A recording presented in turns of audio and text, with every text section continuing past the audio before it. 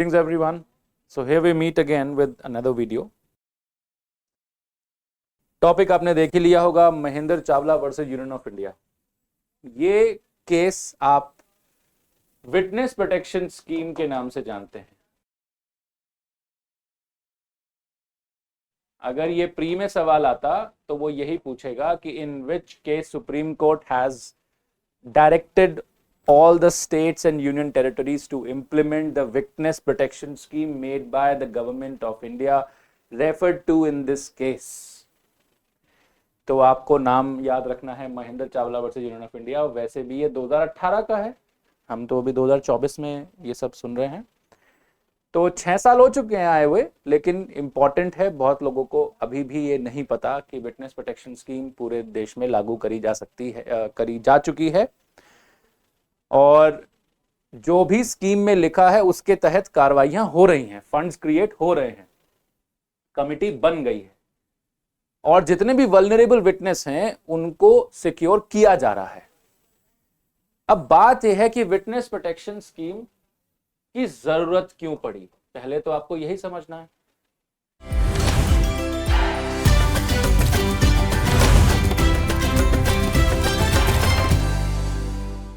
कि इसकी जरूरत क्या है, और फिर समझना है कि विटनेस प्रोटेक्शन स्कीम में है क्या। ये दोनों जानकारियां आपको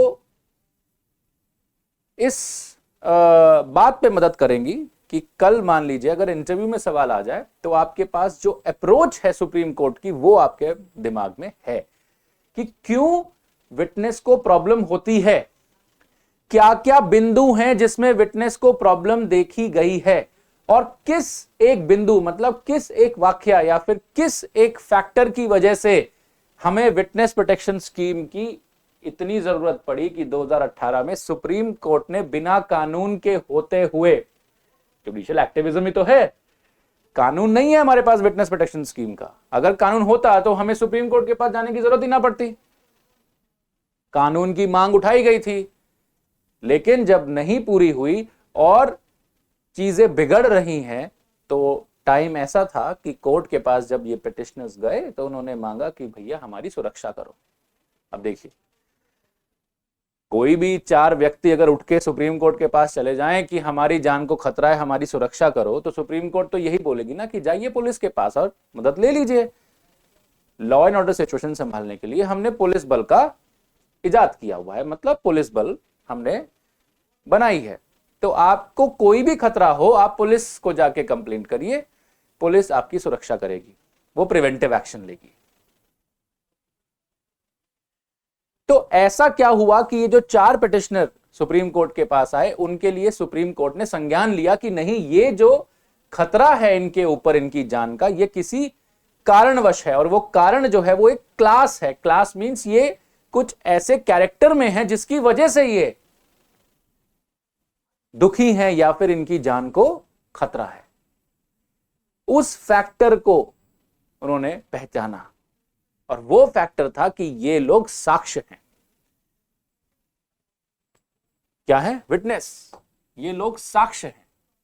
साक्ष्य की सुरक्षा के लिए योजना बनाई गई है। ऐसा क्या है साक्ष्य में जो उनकी सुरक्षा इतनी इंपॉर्टेंट हो गई?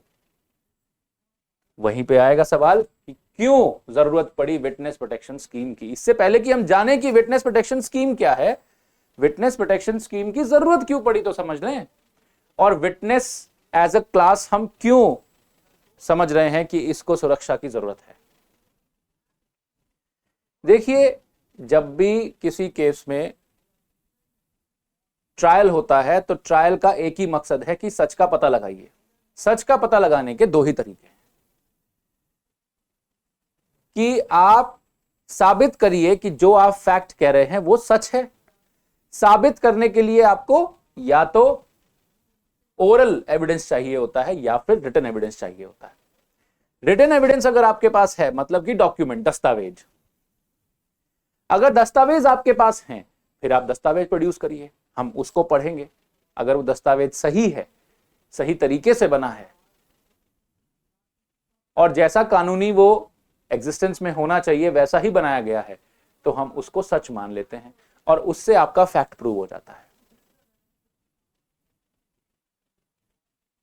और दूसरा तरीका है कि आप विटनेसेस को लाइए, मतलब जो मौखिक साक्ष्य होते हैं, मतलब हम लोग,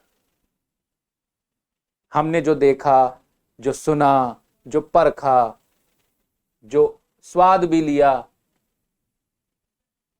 कुछ भी हमने सेंस किया हो अपने सेंसेस से, उसका हम साक्ष्य देने कोर्ट में आ सकते हैं। तुमने सुना कि वो चिल्लाया था? हाँ सर मैंने सुना। ऐसा कहने वाला कोई कोर्ट में आके बोल दे कि मैंने सुना ये चिल्लाया था, मैंने सुना कि ये धमकी दे रहा था। तुम कहां थे उस वक्त? हम रूम के बाहर थे, ये दोनों रूम के अंदर थे, और मैंने सुना कि ये व्यक्ति दूसरे को, तुम्हें कैसे पता कि यही व्यक्ति है? क्योंकि मैंने देखा कि ये दोनों कमरे के अंदर मेरे सामने गए, मैंने देखा, आई विटनेस। फिर मैंने सुना, ईयर विटनेस। हम भी घबरा गए थे कहीं ये मार ना दे। क्या तुमने मारते हुए देखा? नहीं, पर सुना कि चिल्लाने की आवाज आई। ये जिसने सुना, सेंसेस से सुना, जिसने देखा, जो भी देखा, हमें इसका पूरा व्याख्या चाहिए। मैं भी एक साक्ष्य हूं इस पूरे वारदात की। मान लीजिए वारदात थी,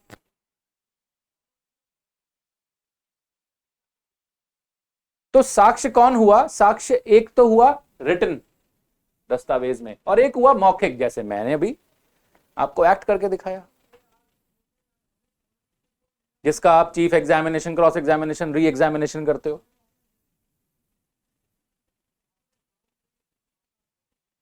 तो कौन से एस्पेक्ट को विटनेस कहा जाएगा यहां पर? मौखिक वाले को। जो मौखिक साक्ष्य है वो विटनेस है। और बेंथम ने 150 साल पहले यह कहा था कि जो विटनेस होते हैं ना, वो आंख और कान होते हैं जस्टिस का, न्याय करने के आंख और कान अगर कोई है तो वो विटनेस है। अगर विटनेसेस ना हो तो हम कभी भी सच का पता नहीं लगा सकते। डॉक्यूमेंट्स का जो एक साक्ष्य के रूप में आना, और डॉक्यूमेंट्स का संभवतः हमारे रोजमर्रा के काम में अब इतना इन्वॉल्वमेंट हो जाना, ये तो अब हुआ है, मॉडर्न वे है, पहले नहीं था। पहले तो सिर्फ साक्ष्य मौखिक ही हुआ करते थे, लोग ही साक्ष्य हुआ करते थे, और इन पे पूरा जस्टिस सिस्टम डिपेंडेंट था। क्यों? क्योंकि अगर ये बताए ना कि क्या हुआ है, तो दोनों पार्टीज जो आई हैं एक कंप्लेंट लेके और जिसके खिलाफ कंप्लेंट आया, वो तो अपने अपने वर्जन्स बता रहे हैं, वो तो अपनी अपनी कहानियां समझा रहे हैं हमें। अब किसकी कहानी कितनी सच, कितनी सही, इसके लिए मुझे किसी ना किसी और की जरूरत पड़ेगी, तभी मैं न्याय दे पाऊंगा, तभी मैं फैसला कर पाऊंगा, निर्णय तभी आएगा। और इसीलिए न्याय के लिए मेरे आंख और मेरे कान जो हैं वो कौन है? एक साक्ष्य, एक विटनेस, और वो भी मौखिक। मेन वही है। तो ठीक है, अच्छी बात है। तो अब प्रॉब्लम क्या है ये बताइए। तो उनको लाइए, उनकी सुरक्षा की क्या जरूरत है? बुलाइए, सुनिए, खत्म कीजिए। भाई एक दिन पूछ लीजिए उनसे जाके कि क्या देखा आपने, तो वो बता देगा, उसके बयान दर्ज करिए।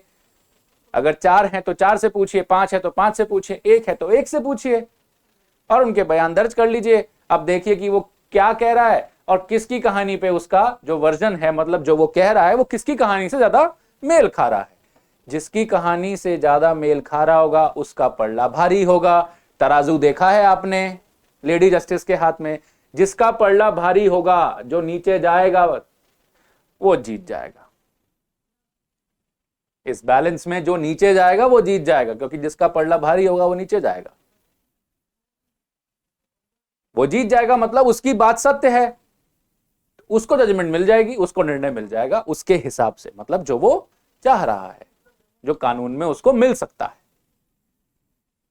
ये तो हो गया विटनेस क्या होता है उसकी एक समझ। अब ये बताइए कि विटनेस को प्रोटेक्शन की क्या जरूरत है? सुरक्षा कहां आ गई? भाई आप साक्ष्य सुरक्षा योजना बता रहे हैं, साक्ष्य की सुरक्षा की क्या जरूरत पड़ गई? कारण क्या है? अब देखिए, साक्ष्य जो होता है वो कब बुलाया जाएगा? साक्ष्य को जैसे ही केस, अगर आप सीआरपीसी की भाषा में समझें, तो एफआईआर होते ही इन्वेस्टिगेशन शुरू हो जाती है। इन्वेस्टिगेशन के स्टेज पे 161 के बयान होते हैं सीआरपीसी में। 161 के बयान में आप साक्ष्य के पास जाएंगे, पुलिस वाला जो है वो साक्ष्य के पास जाएगा, कोर्ट कहीं नहीं जाता, पुलिस वाला जाएगा, पहले इन्वेस्टिगेशन कर रहा, तो वो जाएगा और उसके बयान लिख के ले आएगा। उसके बाद इस विटनेस को सीधा ट्रायल में बुलाया जाएगा।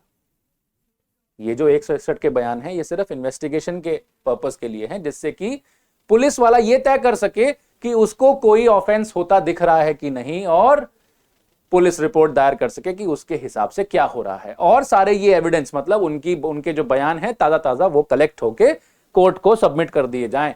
सच झूठ का फैसला तो कोर्ट में होगा। जब कोर्ट के पास केस आएगा तो कोर्ट उसका संज्ञान लेगी।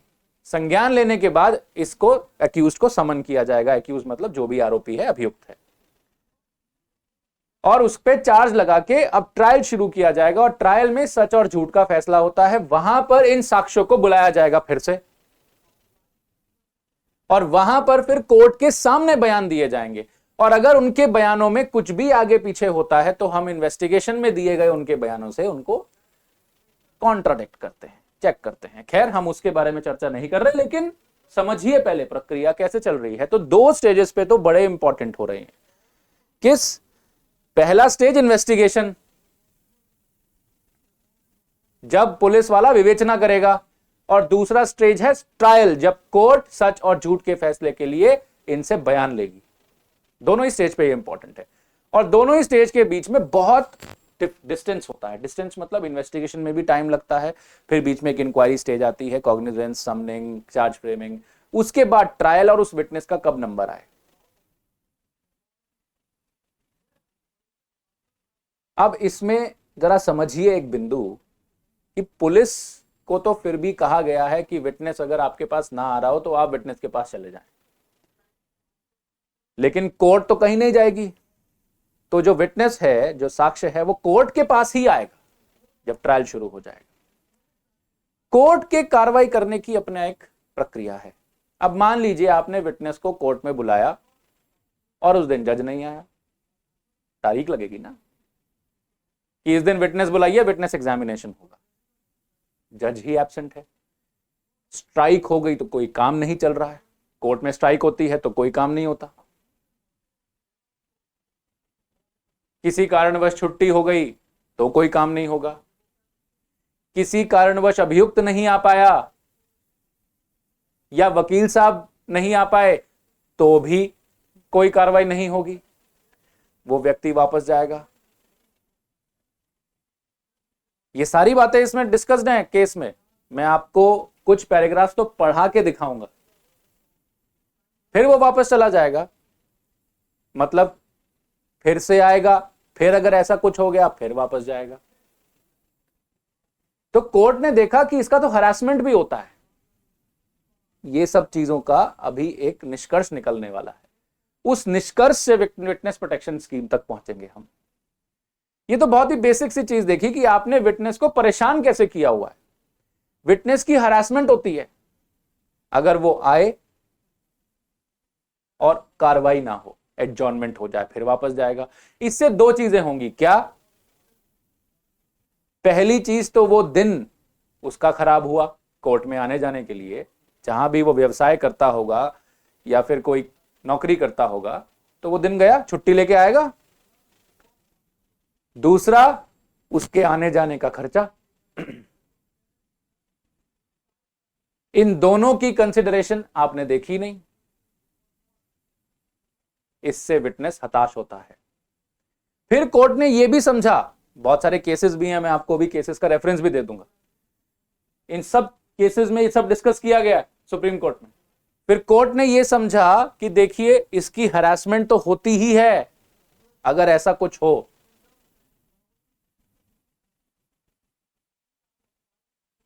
अगर आप ट्रायल लेट कर देंगे तो इसकी मेमोरी भी फेड हो जाएगी, मतलब ये भूल जाएगा चीजें, तो आप तरीके से इसकी एग्जामिनेशन नहीं करवा पाएंगे।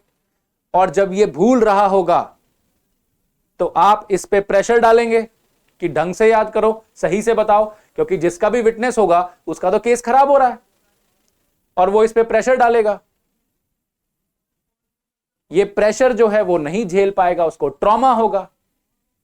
भाई एक मानसिक तनाव ही तो है ये, और क्या है।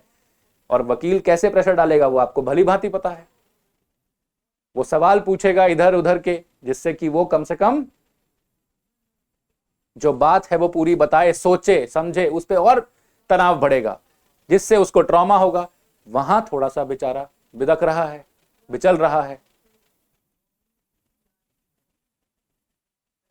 फिर कोर्ट ने यह भी ऑब्जर्व किया कि ये तो हो गई बहुत जनरल सी चीजें जो इनको रोजमर्रा में सहनी पड़ती हैं।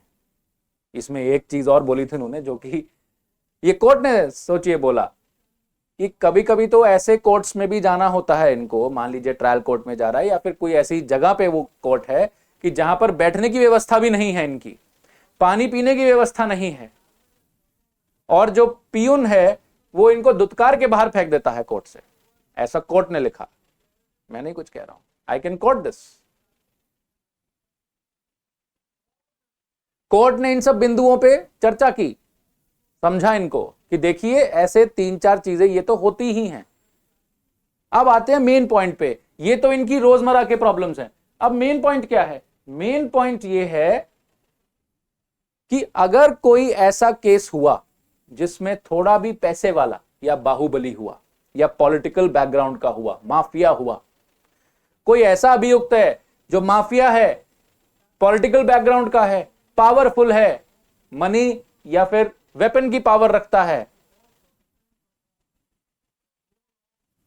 तो इसको ब्राइब करके या इस पे दबाव डाल के इसको झूठ बोलने पे मजबूर कर सकता है। यह काम आप विवेचना के दौरान भी कर सकते हैं, करवा सकते हैं, और ट्रायल के दौरान भी करवा सकते हैं। जब पुलिस उससे पूछने जाए उससे पहले ही विटनेस पकड़ लो और उसको डरा धमका दो, उसको उसके जान की धमकी दो, तेरे हाथ पैर तोड़ देंगे, तुझे जान से मार देंगे, तुम्हारे बच्चे को परेशान करेंगे, बीवी को परेशान करेंगे, आपके परिवार के जितने भी फैमिली मेंबर्स हैं उनको परेशान करेंगे, जिससे कि ये जो है सच ना बताए। ये सबसे बड़ा फैक्टर था जो सुप्रीम कोर्ट ने ऑब्जर्व किया, और ये फैक्टर्स बहुत सारे केसेस में ऑब्जर्व किए। इससे पहले जो मैंने आपको 3 कारण बताया कि विटनेस कैसे परेशान होता है, वो तो रोजमर्रा की चीज है, उसको तो आप कैसे संभाल लोगे। कोर्ट को बोलिए कि भैया आप थोड़ा सा कुर्सी की व्यवस्था करा दें, और अपने जो पियून हैं या जो अर्दली हैं या फिर जो भी गुहार लगाते हैं इनको बोलें कि अदब से पेश आए। तो ये तो एक सेंसिटाइजेशन से ही काम हो जाएगा। मतलब थोड़ा बहुत भी संवेदनशील अगर आप हो गए तो आप ये तो सुधार देंगे, पानी पीने की व्यवस्था भी करवा देंगे। लेकिन इसको कैसे संभालें जब उसको ब्राइब किया जाए, मतलब रिश्वत या मनी पावर दिखा के, मनी देके उसका बयान बदलवा दिया जाए, या फिर अपनी ताकत दिखा के उसको डरा धमका के उसका बयान बदलवा दिया जाए, जिसको आप कहते हैं कि विटनेस हॉस्टाइल हो गया। मतलब विटनेस ने अपना स्टेटमेंट रिट्रैक्ट कर दिया, जो वो बयान देना चाहता था वो नहीं दे रहा है, वो कुछ और दे रहा है। ये स्टेज आप, ये विवेचना की स्टेज पे भी हो सकता है और ये ट्रायल की स्टेज पे भी हो सकता है। और छोटी सी बात आपको तो पता ही है, अगर आपने विवेचना में बता भी दिया तो वो तो सब्सटैंटिव पीस ऑफ एविडेंस नहीं है, मतलब कि वो एक सही साक्ष्य के रूप में कोर्ट उसको दाखिल नहीं करती, कोर्ट अपने सामने फिर से साक्ष्य कराती है। वो सिर्फ कॉन्ट्रडिक्शन के लिए है। मतलब अगर कोई इधर उधर बात कर रहा हो तो उसमें कॉन्ट्रडिक्ट कराने के लिए पूछ सकती है कि विवेचना में तो आप ये कह रहे थे, जब तक कि 164 का बयान ना हो जाए।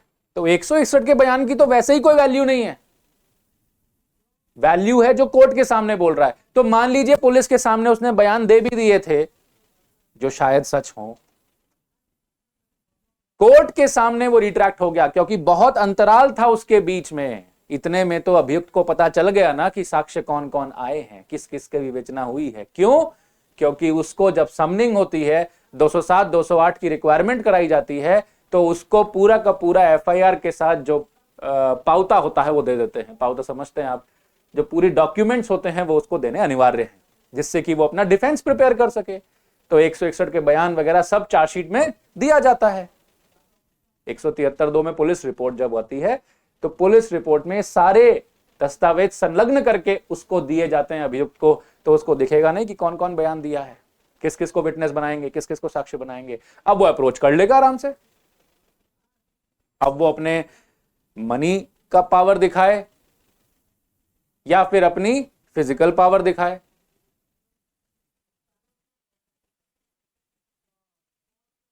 दोनों ही केसेस में उस व्यक्ति पे कहीं ना कहीं उसकी सुरक्षा पे अड़चन है। अब मान लीजिए उसने ब्राइब दिया तो हो सकता है कि उसकी सुरक्षा पे कोई दिक्कत नहीं है, मतलब उसकी फिजिकल सुरक्षा पे ऐसा कोई दिक्कत नहीं है, पर वो अपना बयान बदल देगा और कोर्ट के सामने दिया गया बयान आखिरी है। अगर उसने सब वहां पर झूठ बोल दिया तो विटनेस तो हॉस्टाइल हो गया, और हॉस्टाइल विटनेस की टेस्टिमनी पे क्रेडिबिलिटी नहीं होती। एक बार कोर्ट ने मान लिया कि ये हॉस्टाइल हो गया है, रिट्रैक्ट कर गया है स्टेटमेंट से जो उसने पहले दिए थे, तो अब उस पर क्रेडिबिलिटी नहीं दिखा सकते। अब आप कैसे फिर डिसाइड करोगे कि ये अभियुक्त जो है इसने ये कृत्य किया है कि नहीं किया है?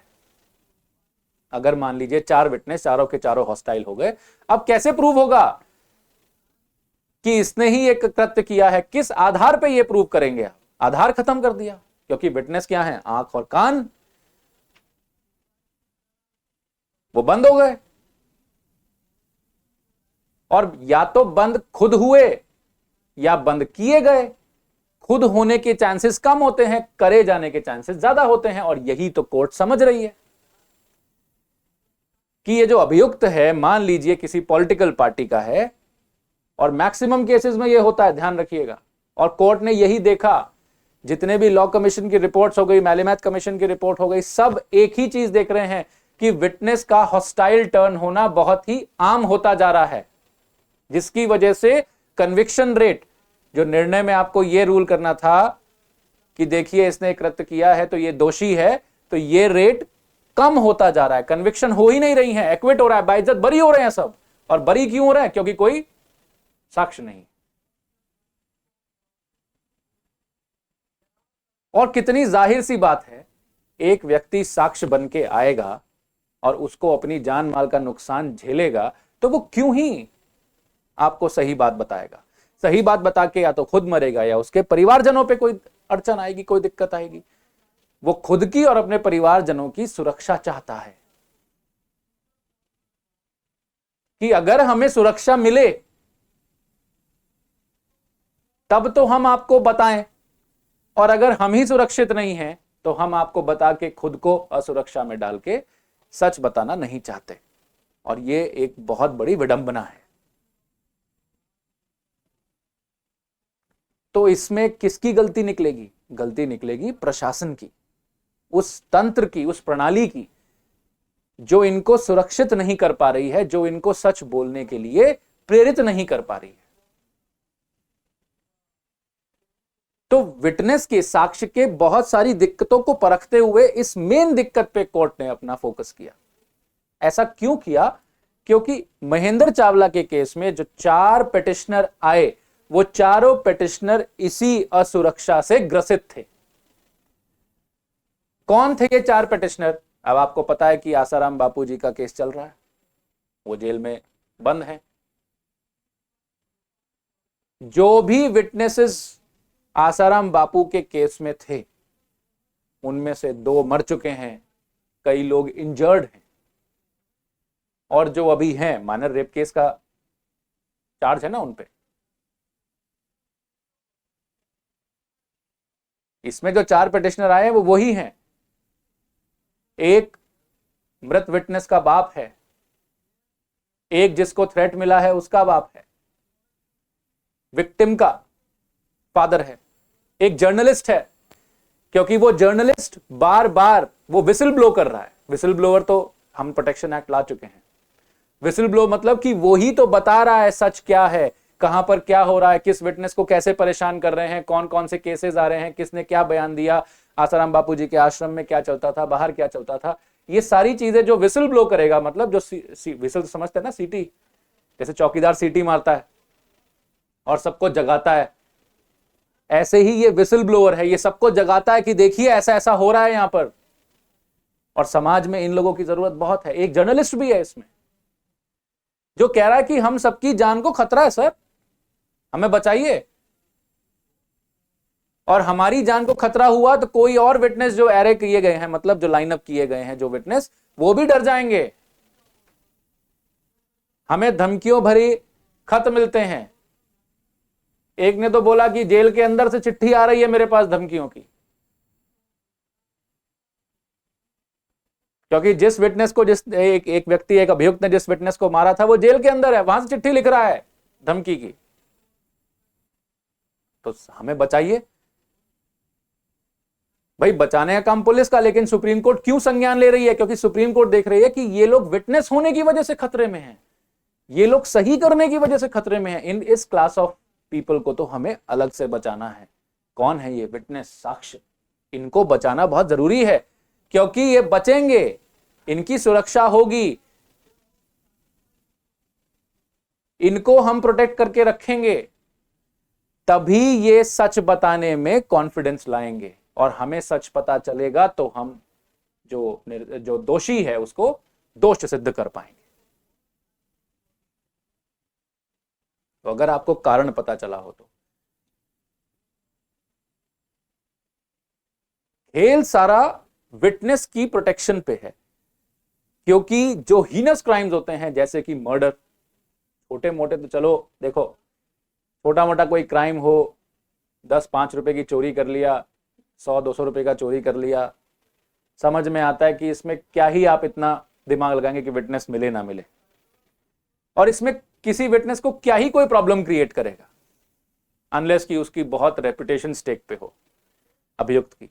और ऐसा कौन अभियुक्त होगा जो अच्छे खासे खानदान से हो, पैसा हो, पावर हो, और वो 100-200 रुपए या 1000 रुपए की चोरियां करता फिरेगा?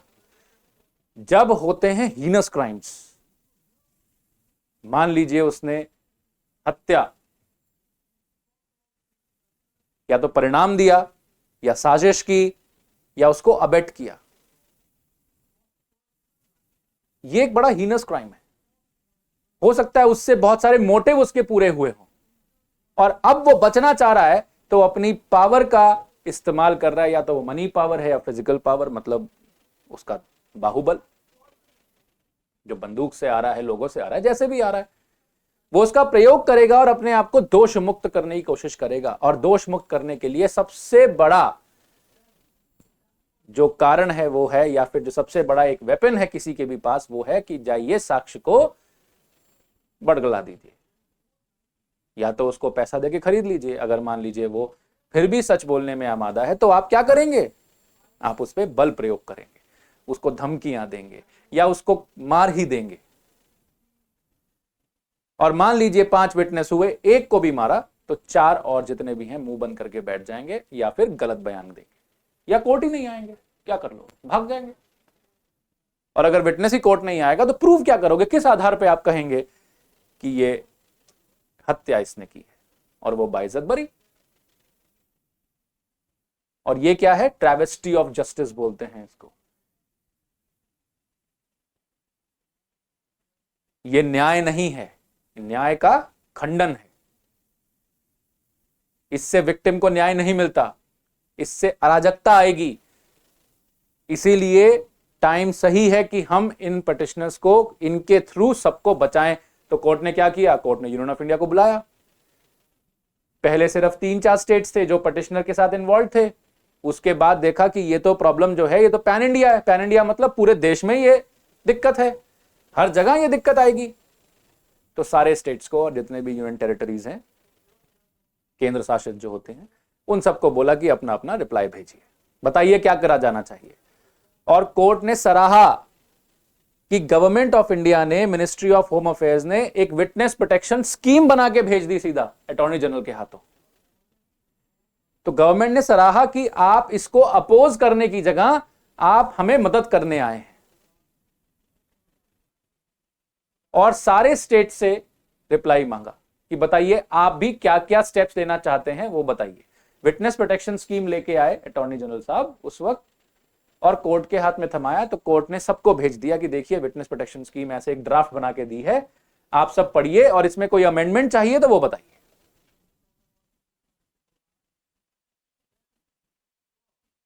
रिप्लाई आया, और सिर्फ स्टेट्स का ही नहीं, यूनियन ऑफ इंडिया का ही नहीं, कुछ हाई कोर्ट्स ने भी रिप्लाई किया, स्टेट लीगल सर्विस अथॉरिटीज ने भी रिप्लाई किया, नालसा की भी मदद ली गई, और कुछ प्राइवेट स्टेक होल्डर्स जो ऑर्गेनाइजेशंस हैं उनसे भी मदद ली गई, उन्होंने भी अपने इनपुट्स दिए, और सब आगे आए मदद के लिए कि नहीं, ये बहुत बड़ी समस्या है और इस समस्या का हल बहुत जरूरी है।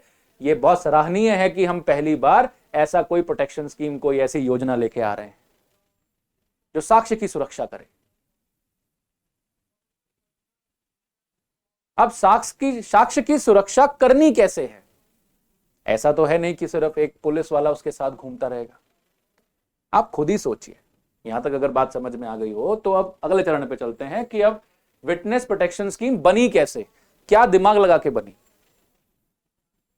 देखिए, सुरक्षा करनी कैसे है। सुरक्षा सिर्फ फिजिकल सुरक्षा नहीं है।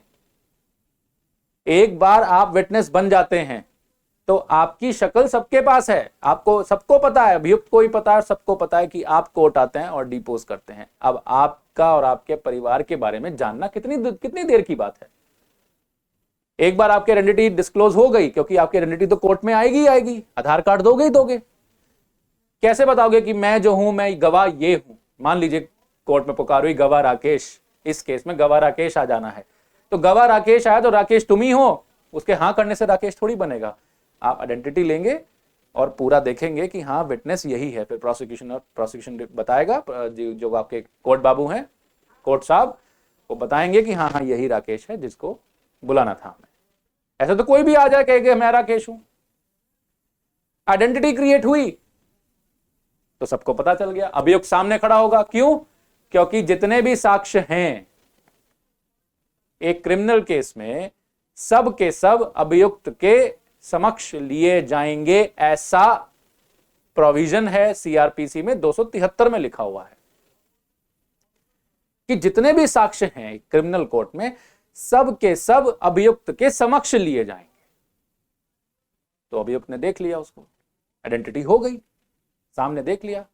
अब कितना टाइम लगेगा अभियुक्त को अपना पावर इस्तेमाल करते हुए, अपना बल का प्रयोग करते हुए, कि वो पता लगाए कि ये कौन है और पीछे धमकियां भिजवाना शुरू कर दे।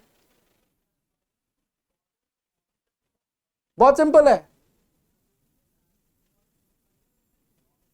तो क्या सिर्फ पुलिस वाला होने से एक सुरक्षा आ गई? ऐसा तो नहीं है। और अब क्या पता आप साक्ष्य को ना करके उसके परिवारजनों को धमकी दे दें, उनको मारने या हत्या करने का प्रयास करें,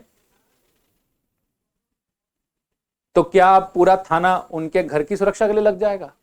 ऐसा भी पॉसिबल नहीं है। पुलिस बल भी सीमित है, और वैसे भी अगर 4 लोग आपको मारने आ ही गए तो एक पुलिस वाला क्या कर लेगा? तो ऐसे में क्या जरूरी हो जाता है, यह समझना कि सुरक्षा करनी किन किन बिंदुओं पे है, किन किन एंगल्स से आप इनको सिक्योर कर सकते हो। उसका पूरा एक कॉम्प्रिहेंसिव ढांचा तैयार किया गया विटनेस प्रोटेक्शन स्कीम में, और बहुत ही अच्छे से लिखा है, और ये मिनिस्ट्री ऑफ होम अफेयर्स ने लिखा है। और इसको जू के तू हू बहू जैसा लिखा, इतना परफेक्टली ड्राफ्ट किया है कि जैसा लिखा वैसा ही इंप्लीमेंट करने के लिए बोल दिया कि बिल्कुल परफेक्ट है। इसमें कुछ 15 पैराग्राफ्स बनाए उन्होंने, और बताया कि क्या प्रोसीजर आप फॉलो करोगे। इसका प्रीफेस मैं आपको पढ़ के देता हूं। प्रीफेस मतलब AIIMS and objectives.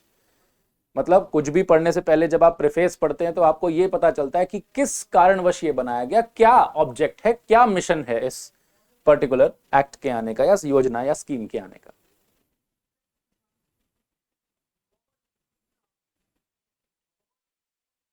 It is mention, देखिए पेज नंबर 22, मैंने ये जो पैराग्राफ निकाले हैं या जो जजमेंट मेरे सामने है, ये सुप्रीम कोर्ट ऑफ इंडिया की वेबसाइट से ही निकाले हैं।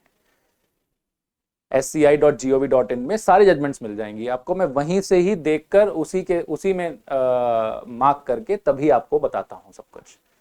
तो ये पेज नंबर्स हो सकता है आप इंडियन कानून से देखें या कहीं और से देखें तो चेंज हो सकते हैं, पर यहां पर जो मैं पेज नंबर बोल रहा हूं ये sci.gov.in जो सुप्रीम कोर्ट की ऑफिशियल वेबसाइट है वहां से निकाला गया पीडीएफ है। पेज नंबर 22 पे पैरा नंबर 23 पे लिखा है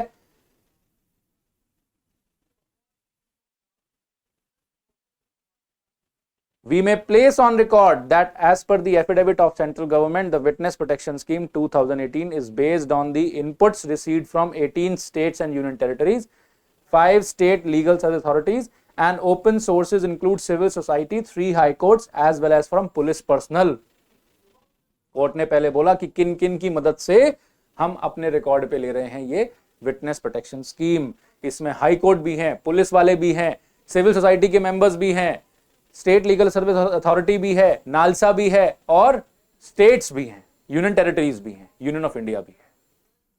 It is mentioned that aim and objective of the scheme is to ensure that the investigation, prosecution and trial of the criminal offences is not prejudiced because witnesses are intimidated or frightened to give evidence without protection from violent or other criminal recrimination. Um क्या है कि ऐसे साक्ष्यों को बचाना जिससे कि उन पे कोई भी खतरा ना हो और वो सच को बोलने के लिए प्रेरित रहें. ये हमारा एम है, यही हमने समझा. It aims to promote law enforcement agencies by facilitating the protection of persons who are involved directly or indirectly in providing assistance to criminal law enforcement agencies and overall administration of justice. इसका एक और M भी है कि जो भी प्रत्यक्ष या अप्रत्यक्ष रूप से क्रिमिनल जस्टिस सिस्टम में मदद करने वाली जो एजेंसियां हैं उनके मदद के लिए जो भी आगे आए उनको भी प्रोटेक्शन मिले. जैसे कि जो आपके इन्फॉर्मर्स होते हैं उनके बारे में आप ना बताएं. अब मान लीजिए मेरा एक सूत्र है कि मुझे यहां से इंफॉर्मेशन आती है तो मैं क्रिमिनल पकड़ता हूं. अगर मैंने क्रिमिनल को बता दिया कि इसने बताया तो वो तो मर गया सूत्र, और वो मर गया तो कोई सूत्र बनने को तैयार नहीं होगा. नुकसान पुलिस का है, नुकसान सुरक्षा एजेंसियों का है. इसलिए इन सूत्रों को भी बचा के रखना है. जैसे आपको साक्ष्य को बचा के रखना है, इन सूत्रों को भी बचा के रखना है. अगर आपको बात समझ में आ रही हो तो. फिर विटनेस प्रोटेक्शन स्कीम जब शुरू हुआ तो एम्स एंड ऑब्जेक्टिव्स में लिखा, the ability of a witness to give testimony in a judicial setting और to cooperate with law enforcement and investigating officers without fear of intimidation or reprisal is essential in maintaining the rule of law. The objective of this scheme is to ensure that the investigation, prosecution and trial of criminal offences is not prejudiced because witnesses are intimidated or frightened to give evidence without protection from violent or other criminal recrimination. जो भी हमने ऊपर paragraph में पढ़ा, ये बिल्कुल उसकी हूबहू जो रीइटरेशन थी. देखिए कितनी इंपॉर्टेंट बात कर रहे हैं. Witnesses need to be given the confidence to come forward to assist law enforcement and judicial authorities with full assurance of safety. हमें कॉन्फिडेंस देना है साक्ष्य को कि आइए, कोर्ट आइए और बेबाक होकर सच बोलिए. आपकी जान को या आपके किसी भी तरीके से किसी भी एवेन्यू को कोई खतरा नहीं है. आप सच बोलेंगे, कोर्ट में आके सच बोलिए, आपकी सुरक्षा की जिम्मेदारी हमारी है. तभी कभी कभी कोई आता है सच बोलने तो बोलने से पहले रुक जाता है ना. फिर जो सामने जिसके सामने बोल रहा होता है वो कहता है बोलो बोलो बिना डरे बोलो. अब मान लीजिए सामने पुलिस वाला खड़ा है, उसने धमकाया हो सकता है, सही सही मत बोलना. मान लीजिए अभियुक्त खड़ा है, उसने धमकाया हो सकता है, सही सही मत बोलना. लेकिन फिर भी अगर कोर्ट ये बोल दे या जज ये बोल दे कि तुम बोलो कोई बात नहीं, तुम्हें कुछ नहीं होगा, वो वहीं सब तुरंत आपको बता देगा. कितना फर्क पड़ा इस स्टेटमेंट का कि तुम्हें कुछ नहीं होगा. अब फिर भी मान लीजिए बाहर जाके उसको किसी ने कुछ कर दिया तो किसकी नाकामी है? प्रणाली की, तंत्र की प्रणाली, ये तंत्र की नाकामी. इसीलिए तंत्र ऐसा बनाइए कि उसको दिक्कत ना हो. Need and justification of the scheme में आपको बता चुका हूं. मैलीमैथ कमिटी भी है, बहुत सारे केसेस हैं. केसेस का अगर मैं नाम आपको बताना चाहूं तो स्वर्ण सिंह का केस है, Ramesh Swarn Singh versus state of Punjab 2000 supreme court, Ramesh versus state of Haryana 2017 supreme court, Sakshi versus union of India 2004 supreme court, Zahira Habibullah Sheikh versus state of Gujarat 2006 supreme court. हर केस में मैलीमैथ कमिटी की रिपोर्ट है, लॉ कमीशन ऑफ इंडिया की 1-2 रिपोर्ट्स हैं. हर जगह पर इन विटनेसेस को बचाने के लिए कुछ ना कुछ आइडियाज दिए गए हैं और विटनेस प्रोटेक्शन स्कीम को लाने की एक जरूरत दिखाई गई है. जैसे कि अगर आप देखें तो साक्षी वर्सेस यूनियन ऑफ इंडिया का जो केस है 2004 सुप्रीम कोर्ट, 2-3 बार कोर्ट ने रेफर किया है. साक्षी वर्सेस यूनियन ऑफ इंडिया में कोर्ट ने साफ साफ सुप्रीम कोर्ट ने बोला था कि हमें एक विटनेस प्रोटेक्शन स्कीम चाहिए, तो जो कानून है उसको पारित करे, इसके बारे में विचार करे. लेकिन अभी तक कोई कानून बना नहीं था. देखा जाए तो ये भी विटनेस प्रोटेक्शन स्कीम कहीं ना कहीं एक सरकार की तरफ से ही एक पहल है। अभी भी संसद में कोई ऐसा कानून नहीं बना है। सरकार मतलब एग्जीक्यूटिव की तरफ से आया तो मिनिस्ट्री की तरफ से आया है, पर संसद में अभी तक कोई कानून नहीं बना है। जैसे हवाला लिया गया 14th report of law commission of India 1958, फिर हवाला लिया गया 154th and 178th report of law commission of India, 198th report of law commission of India titled as witness identity protection and witness protection programme 2006। पर ये सारे law commission of India की reports हैं, जिसमें 198th रिपोर्ट जो है वो important है। ये सारी रिपोर्ट्स हैं, ये सजेस्टिव हैं, ये एडवाइजरी है, इससे कानून बन नहीं जाता। कानून बनाने के लिए या तो आप संसद के पास जाएंगे या फिर कोर्ट से करवाएंगे। तो कोर्ट के पास आ गए क्योंकि संसद ने बनाया नहीं। यहां तक क्लियर हुआ?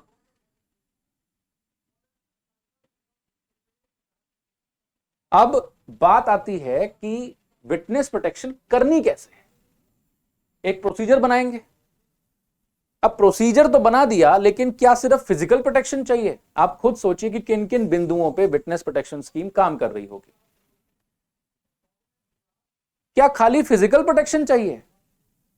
मतलब जान की नुकसान के लिए क्या कोई आएगा और आपको सीधा देख के बस मार ही देगा, तो आपको सामने एक पुलिस वाला चाहिए जो आपको बचाए, हाथ में उसके स्टेन गन हो और वो सामने से कोई आए तो? अब पुलिस वाले को ही मार दे। कितने बार हमने व्याख्या देखा है कि पुलिस प्रोटेक्शन, जब पुलिस प्रोटेक्शन मिलती है तो पुलिस वाला भी साथ में मारा जाता है, क्योंकि जब चार लोग आ ही गए तो आपकी आइडेंटिटी ही अगर हम डिस्क्लोज ना होने दें, समझिए इस बात को, जिस दिन पता चला कि विटनेस कौन है, अगर हम उस विटनेस की आइडेंटिटी ही बचा लें,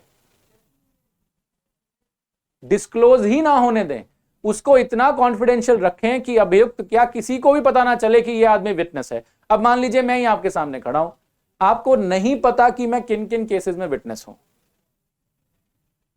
मैं तो बताऊंगा नहीं क्योंकि मुझे तो बचना है, मैं खुद से तो बताऊंगा नहीं। लेकिन कोई बता दे जाके, अगर सबको पता चल जाए, तो यह खतरा हमेशा मंडराता रहेगा कि मेरी जान और माल, या फिर मेरे परिवार के जान या माल की नुकसान की कोई ना कोई आशंका रह सकती है। तो इस विटनेस प्रोटेक्शन स्कीम में आपकी आइडेंटिटी भी डिस्क्लोज ना हो, ऐसी भी व्यवस्था की गई है। हो सकता है कि आपकी आइडेंटिटी ही बदल दें अगर जरूरत पड़े तो। आइडेंटिटी ही बदलने की व्यवस्था की गई है। आपका व्यवसाय बदल देंगे, आपका नाम बदल देंगे, डॉक्यूमेंट्स बदल देंगे, आपके डिजिटल फुटप्रिंट्स बदल देंगे, जिससे कि आप तक पहुंचना ही मुश्किल हो जाए अगर आप इतने वल्नरेबल हैं। वल्नरेबल मतलब इतना संवेदनशील है वो केस कि आपके ऊपर तो हर कोई, हर अभियुक्त चाहेगा कि भैया इसको तो मार ही दीजिए, इसका तो खत्म ही कर दीजिए, नहीं तो ये फंस जाएंगे। अति संवेदनशील में आते हैं, और जरूरत अगर वहां तक पड़े तो हम आपकी आइडेंटिटी भी बदल देंगे। वो चर्चा भी स्कीम में की गई और स्कीम लागू हो गई है। इतना तक कर दिया गया है कि वल्नरेबल विटनेस के लिए आप बैठने की जगह भी अलग कर दीजिए, ये और विटनेसेस के साथ नहीं आएंगे। जबकि आपने देखा होगा कि जब जेल से विटनेस आते हैं तो ट्रक भर के लेके आते हैं एक साथ बैठे हुए, इसको एक साथ बैठे हुए नहीं लेके आएंगे, वो तो अभियुक्त आते हैं खैर, लेकिन जब आते हैं तो एक साथ बैठे हुए लेके आएंगे, वहां पर उनको जेल में रखेंगे, विटनेस खड़ा होगा कोर्ट के बाहर,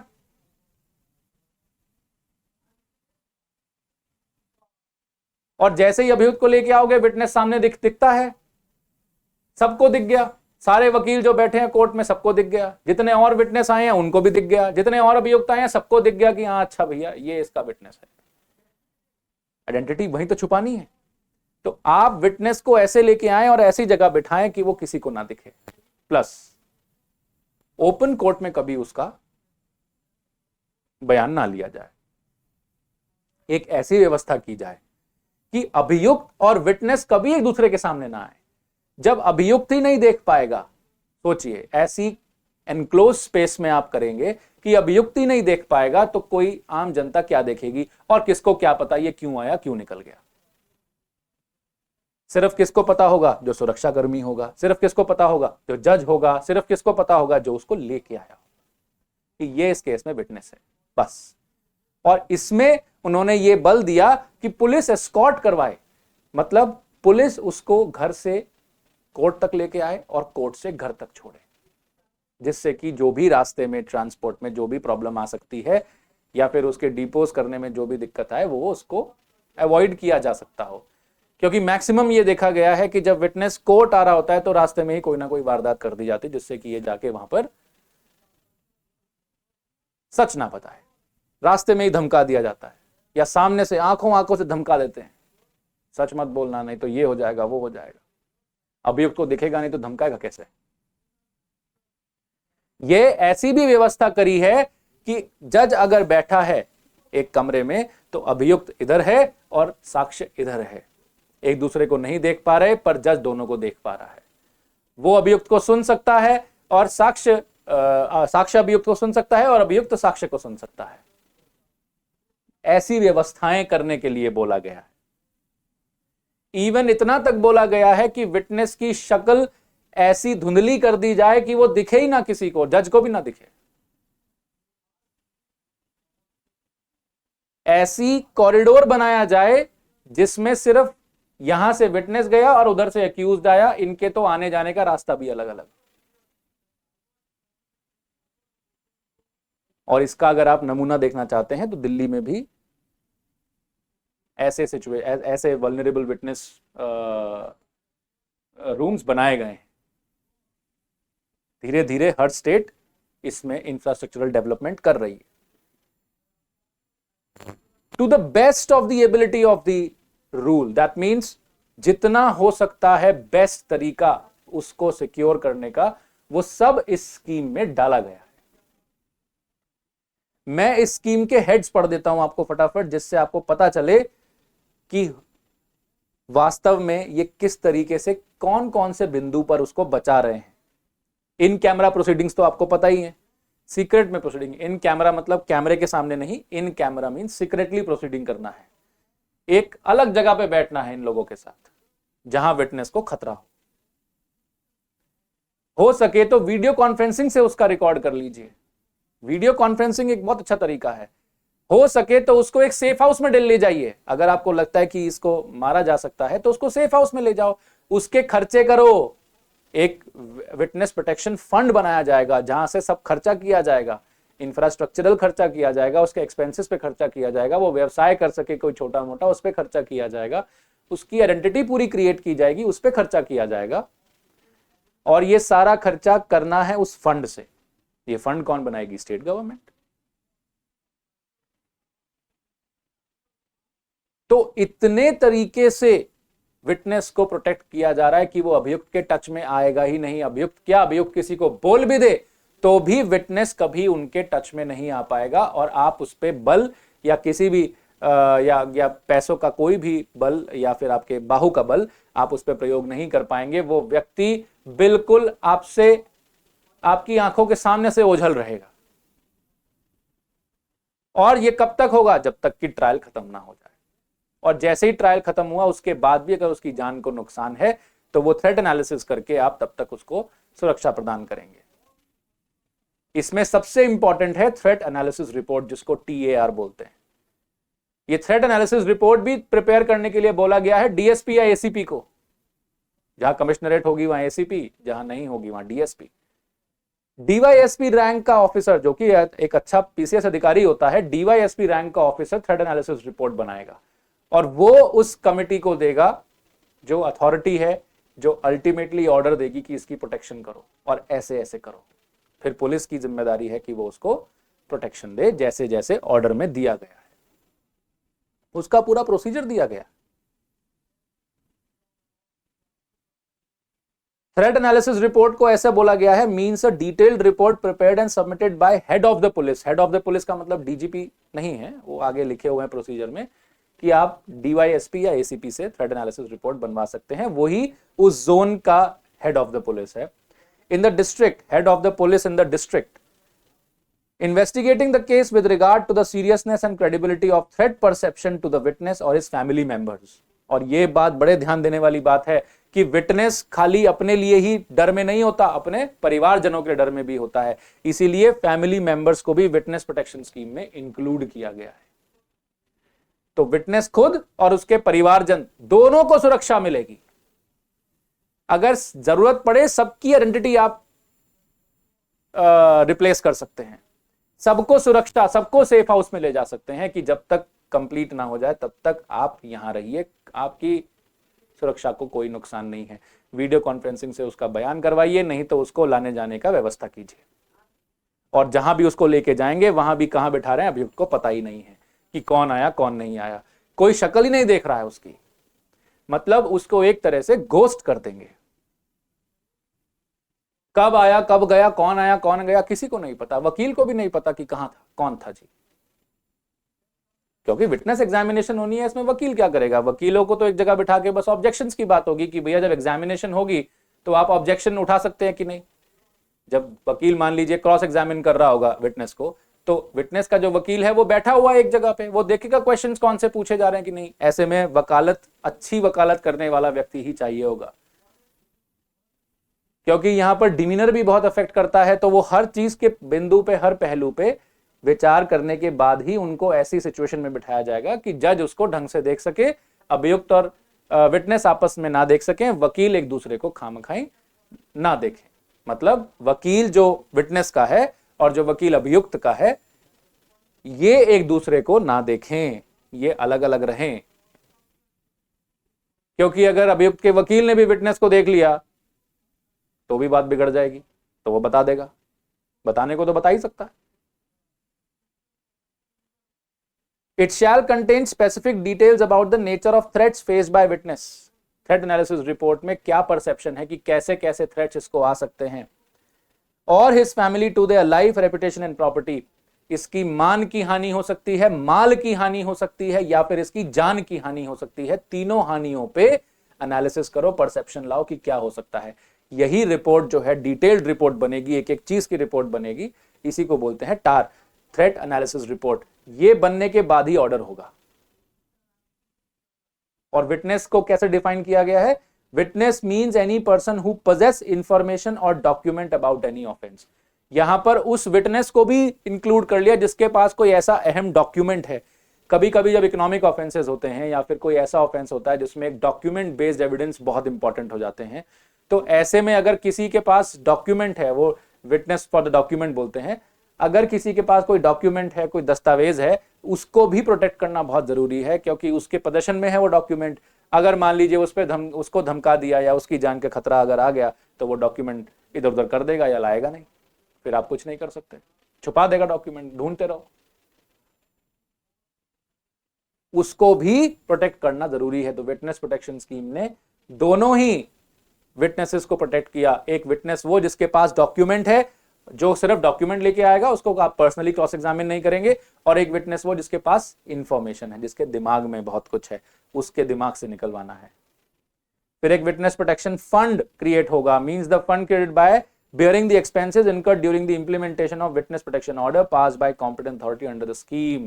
That means जो भी ऑर्डर आप पास करेंगे उसके जितने भी खर्चे हैं सब विटनेस प्रोटेक्शन फंड से जाएंगे। विटनेस प्रोटेक्शन ऑर्डर क्या होता है, means an order passed by the competent authority detailing the witness protection measures to be taken.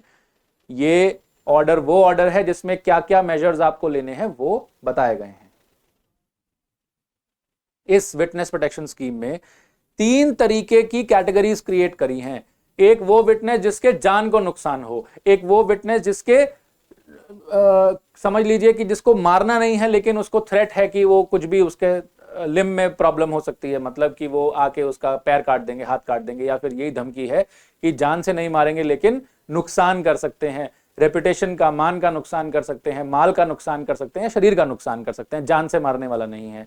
और एक वो जिसको जान से मारने का नहीं है और कोई नुकसान भी नहीं करना, लेकिन थ्रेट्स सिर्फ मिल रही हैं कि ऐसा कर देंगे, ऐसा कर देंगे, कोई उसको हो नहीं रहा, हमले की कोई चेष्टा भी नहीं करी गई। जैसे इस केस में एक पिटिशनर है जो सामने आया, जो एक हमले से बचा है, मतलब उस पर हत्या का एक प्रयास किया गया था और वो उस हत्या के प्रयास से बच के आया, तो उसके तो जान पे नुकसान है, वो कैटेगरी ए में आ जाएगा। तो कैटेगरी ए बी सी ऐसे बनाई गई है कि कितना थ्रेट है, कैसे थ्रेट को कैलकुलेट करना है, कि कितने प्रयास किए गए, आप पे प्रयास किया भी गया कि नहीं, कि सिर्फ फोन कॉल्स आ रही हैं, या फिर अगर प्रयास किया होगा तो दिखेगा ना कि आपने कि ऐसा प्रयास हुआ है। तो आप उस कैटेगरी में डाल दिए जाएंगे जिस कैटेगरी में सबसे ज्यादा प्रॉब्लम है। जैसे कि कैटेगरी ए, इसमें आपके जान को नुकसान साफ साफ दिखता है, लिखा है कि threat extends to life of witness और हिज फैमिली मेंबर्स। अगर उसके फैमिली मेंबर्स या किसी को भी, जैसे मान लीजिए आते जाते कोई एक व्यक्ति है बहुत घूर रहा है, या उठा के ले गया फिर छोड़ दिया, फिर कहा कि दोबारा अगर सच बोलोगे तो ऐसा फिर से होगा, तो ये आपको कैटेगरीज में रख देगा। और ऐसी कैटेगरीज में रखने पे आपका एक TAR जो है वो तरीके से बनेगा, और उसी हिसाब से फिर आपको सुरक्षा दी जाएगी और मेजर लिया जाएगा। फिर स्टेट विटनेस प्रोटेक्शन फंड की बात की गई है। उसके बाद किसके सामने फाइल करना है, वो एक कॉम्पिटेंट अथॉरिटी है। कॉम्पिटेंट अथॉरिटी डिफाइन किया गया है, प्रोसीजर दिया गया है। प्रोसीजर बहुत सरल है, इसमें कुछ नहीं करना है आपने। एक एप्लीकेशन, जो विटनेस है वो एक एप्लीकेशन देगा कॉम्पिटेंट अथॉरिटी को, उसका जो मेंबर सेक्रेटरी है वो फिर लिखेगा पुलिस को कि देखिए आप TAR बनाइए। जब TAR बन के उसके पास आ जाएगी तो वो अपनी एनालाइज करेगा। एनालाइज करने के बाद जो थ्रेट एनालिसिस है उसको एनालाइज करेगा। एनालाइज करने के बाद वो मेजर्स लेगा, वो प्रोटेक्शन ऑर्डर दे देगा कि ऐसा ऐसा ऐसा करिए। वो कैटेगरीज में डाल के अपना आपको प्रोटेक्शन दे देगा। जो मेजर्स हैं वो क्या हैं, देखिए जो मेजर्स हैं वो पॉइंट नंबर 7 में लिखे हैं स्कीम के, ensuring that witness and accused do not come face to face during investigation और ट्रायल। ये तो इंश्योर करिए कि अभियुक्त और विटनेस एक दूसरे के समक्ष ना आए। Monitoring of male and telephone calls, जितने भी विटनेसेस के मेल्स और टेलीफोन कॉल्स हैं उनको मॉनिटर करिए, देखिए कि कौन कौन कहां से कॉल कर रहा है। Arrangement with the telephone company to change the witness telephone number, telephone company को ये भी बोल सकते हो कि आप विटनेस का जो मोबाइल नंबर है ये बदल दीजिए, या फिर give him an unlisted telephone number, या फिर जो लिस्टेड टेलीफोन नंबर नहीं है वो जो लिस्टेड टेलीफोन नंबर है वो अनलिस्टेड टेलीफोन नंबर है वो दे दीजिए। मतलब जो नंबर आप पब्लिक में नहीं डाल रहे हो, एक ऐसा नंबर दे दीजिए जिससे कि हम लोग इनसे संपर्क कर सके, जो परिवारजन है वो इससे संपर्क कर सके, लेकिन और किसी के पास ये इंफॉर्मेशन ना पहुंचे। Installation of security device in the witnesses home such as security doors, CCTV alarms, fencing etcetera. जो उसका घर है उसमें आप CCTV कैमरा लगवाइए, या फिर जितने भी सिक्योरिटी के और मेजर्स हैं वो लीजिए जिससे कि उसका घर भी सिक्योर रहे, उसके घर में उसको कोई नुकसान ना हो। Concealment of identity of the witness, उसकी जो आइडेंटिटी है उसको कंसील करिए, छुपा दीजिए, उसके आधार कार्ड वगैरह को थोड़ा सा अभी मास्क कर दीजिए जिससे कि उसके बारे में जानना मुश्किल हो जाए। By referring to with the change name और अल्फाबेट, हो सकता है कि उसको किसी और नाम से पुकारना शुरू कर दें, जैसा कि नॉर्मली होता भी है। अगर आप IB वगैरह में जानते हो तो नाम चेंज कर देते हैं जब भी कोई अगर किसी मिशन पे होता है तो, या फिर किसी अल्फाबेट से उसको बुलाया जाए। जैसे आपने देखा होगा वो एक M होता है कोई जो रॉ का हेड होता है, तो M ने मुझे ये बोला। अब M कौन है जी, हमें क्या पता, M होता है। Emergency contact person for the witness, सिर्फ 2-3 लोग ही इमरजेंसी कॉन्टैक्ट में डालिए जिससे विटनेस बात कर सकता है या जो विटनेस से बात कर सकते हैं।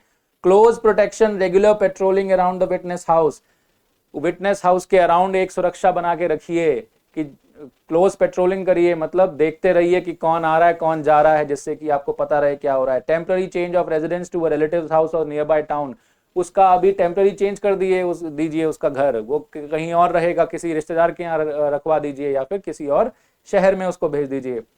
Escort to and from the court and provision of government vehicle और a state funded conveyance for date of hearing, घर से कोर्ट, कोर्ट से घर तक ले जाने के लिए एक पुलिस वाला एस्कॉर्ट उसके साथ रहना चाहिए, या तो पूरी एक जीप जाएगी या फिर एक व्यक्ति जाएगा, depending upon the threat analysis.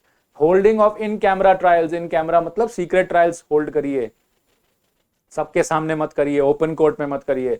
Allowing a support person to remain present during recording of statement and deposition, जब वो स्टेटमेंट दे रहा हो तो एक सपोर्ट पर्सन वहां पर होना चाहिए। Usage of specially designed vulnerable witness court rooms, ये सबसे इंपॉर्टेंट है जो L में लिखा है, L पॉइंट में, specially designed vulnerable witness court rooms, ये सबसे इंपॉर्टेंट है जो आपको अभी 30,000 कोर्ट में अगर आप आए तो आपको वो दिख जाएगा।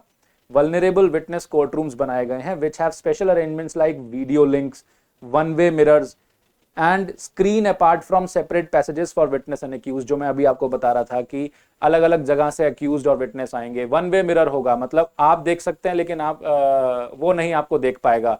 ऐसे मिरर्स भी होते हैं ना जिसमें आप बाहर देख सकते हैं लेकिन वो आपको ना देख सके, तो वन वे मिरर्स बनाइए। और एक ऐसा कॉरिडोर हो जिसमें विटनेस अलग आ रहा है, अक्यूज अलग आ रहा है, तो आप वो अरेंजमेंट्स कर सकते हैं, ये है vulnerable witness court rooms with option to modify the image of face of witness and to modify the audio feed of witness voice.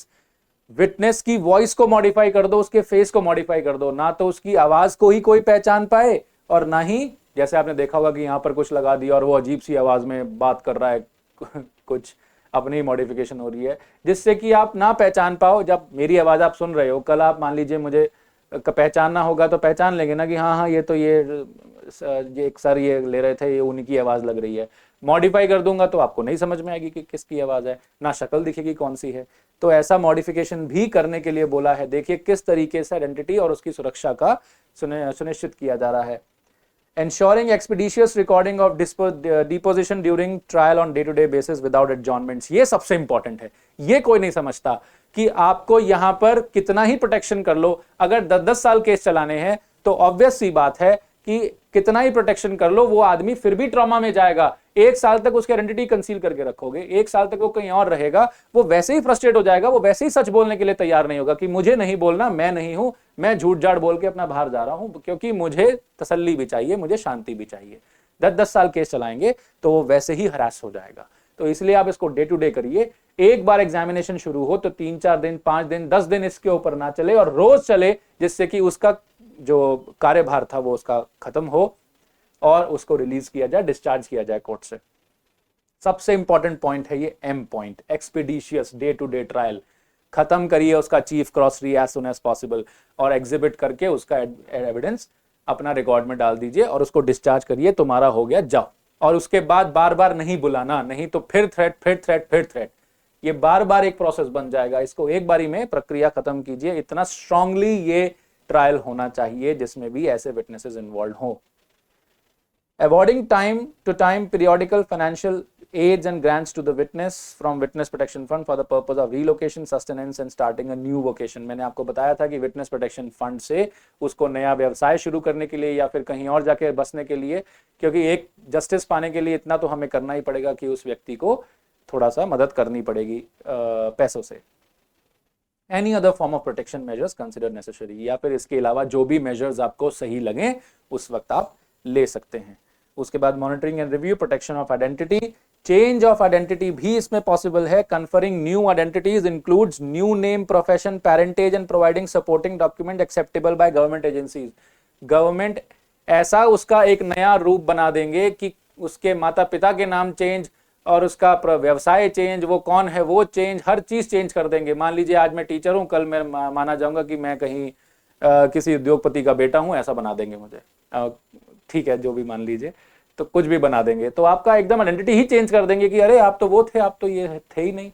तो ऐसा भी करना पॉसिबल है और गवर्नमेंट एजेंसीज को बता दिया जाएगा कि इस आदमी को हमने ऐसे ऐसे प्रोटेक्शन दी हुई है, तो इसको मान्य किया जाए।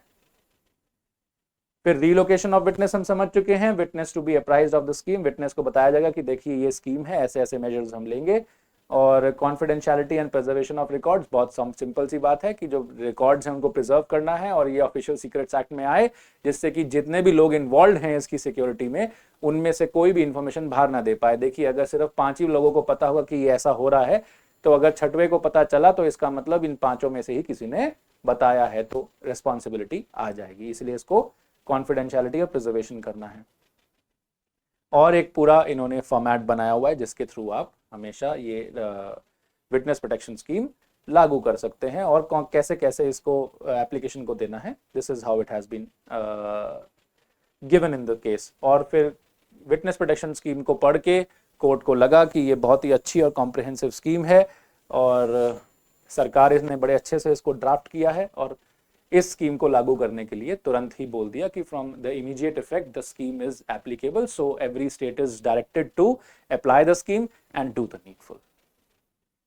आई होप कि आपको समझ में आया होगा कि विटनेस प्रोटेक्शन स्कीम क्या है, क्योंकि ये बहुत इंपॉर्टेंट है। जितने भी हमारे अधिवक्ता भाई हैं जो वकालत कर रहे हैं उनके लिए भी इम्पॉर्टेंट है, क्योंकि जो भी एप्लीकेशंस होती हैं उनमें जो भी TAR बन के आएगी उन सबका असेसमेंट करेंगे, जिससे कि अगर कोई प्रॉब्लम हो उसमें तो वो कम से कम उस पर रिव्यू कर सकें कि थ्रेट एनालिसिस आपने गलत करी है या को भी जो भी किया है तो उसमें क्या क्या एनॉमलीज हैं, उन सब त्रुटियों को बाहर निकाल के देखना और किन किन बिंदुओं पे काम करना है, क्या है विटनेस की प्रॉब्लम और कैटेगरी ए बी सी के विटनेसेस को कैसे कैटेगराइज किया जाए, किन किन फैक्टर्स पे, उन सब पे कहीं ना कहीं जो अधिवक्ता है वो बहुत अच्छे से अपना योगदान दे सकते हैं। और ये उनके लिए भी जानकारी बहुत इंपॉर्टेंट है, और प्लस आपके लिए तो है क्योंकि विटनेस प्रोटेक्शन स्कीम के बारे में आपको ब्रीफली पूछ सकते हैं मेंस में, और प्री में तो पूछ ही सकते हैं कि क्या क्या स्कीम्स हैं या फिर इनमें से क्या क्या चीज़ें नहीं लागू होंगी। तो स्कीम एक बार आप खुद से भी पढ़िएगा, जब आप जजमेंट पढ़ें, जजमेंट ज़्यादा बड़ी लंबी नहीं है, 40-41 पेज की जजमेंट है, आप पढ़ सकते हैं। आइडिया आपको मिल ही गया है, एग्जॉस्टिवली पढ़ना चाहें तो जजमेंट पढ़ सकते हैं। बहुत बहुत धन्यवाद आपके लिए, मिलते हैं नेक्स्ट वीडियो।